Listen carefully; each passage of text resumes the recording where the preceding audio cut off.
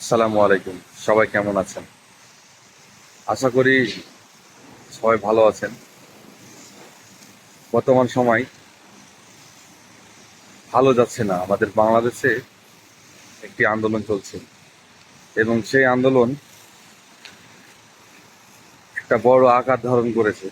কারণ এটা হচ্ছে জনগণের অধিকার চাওয়ার আন্দোলন। প্রত্যেকটা আন্দোলনই এক জনগণের নাগরিক অধিকার। তারা আন্দোলন করতে পারবে। কিন্তু আমাদের দেশে দেখা গেছে বিগত প্রায় 16 বছর যাবৎ এর আগেও অনেক আন্দোলন হয়েছে, অনেক মায়ের বুক খালি হয়েছে। তখন আমরা জামাত শিবিরের ট্যাগ দিয়ে তাদের হত্যা করতে দেখেছি, তাদের নির্যাতন করতে দেখেছি, তাদের অনেক কিছু করতে দেখেছি, মানে তারা ঝামেলার মধ্যে দিয়ে পার হয়েছে। বর্তমান সময়ে যে কোটা আন্দোলন চলছে এখন, সেই কোটা আন্দোলনেও রাজাকার ট্যাগ লাগিয়ে মানুষের বুকে গুলি চালানো হচ্ছে। আন্দোলন দমানোর এই প্রক্রিয়াটি আমার পছন্দ না।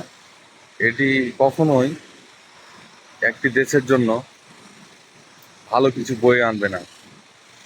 আন্দোলন হতেই পারে, তাই বলে সাধারণ জনগণের বুকে গুলি চালিয়ে সেই আন্দোলন রোধ করবেন, এটা কখনোই ঠিক ছিল না, এখনো ঠিক হয় না।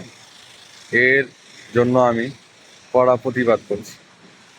বাংলাদেশের সকল প্রশাসনিক কর্মকর্তাদের প্রতি অনুরোধ, আপনারা আপনাদের ভাই, আপনাদের দেশের সন্তান, এদের বুকে গুলি চালাবেন না। এদের টাকা, এদের ট্যাক্সের টাকা, এদের রেমিটেন্সের টাকায় আপনাদের বেতন হয়। প্লিজ আপনারা দয়া করে গুলি চালাবেন না। খুব দুঃখজনক, সাধারণ জনগণের উপরে আমাদের দেশের প্রশাসনই গুলি চালিয়ে এদের হত্যা করে। খুবই দুঃখজনক। এটি চরম অন্যায়, চরম মানবতার লঙ্ঘন। এই মানবতার লঙ্ঘন আজকে নতুন না, অনেক আগে থেকে ঘটে আসছে, কিন্তু আমাদের দেশের শিক্ষিত সমাজ, ছাত্র সমাজ, সুশীল সমাজ সবাই চুপ ছিল, কেউ প্রতিবাদ করেনি। এখন যখন প্রতিবাদ হচ্ছে, তখন সব মিলিয়ে প্রতিবাদ করা উচিত। পুরো দেশটাই সংস্কার করা উচিত, শুধু কোটা না, পুরো দেশের সংস্কার চাই।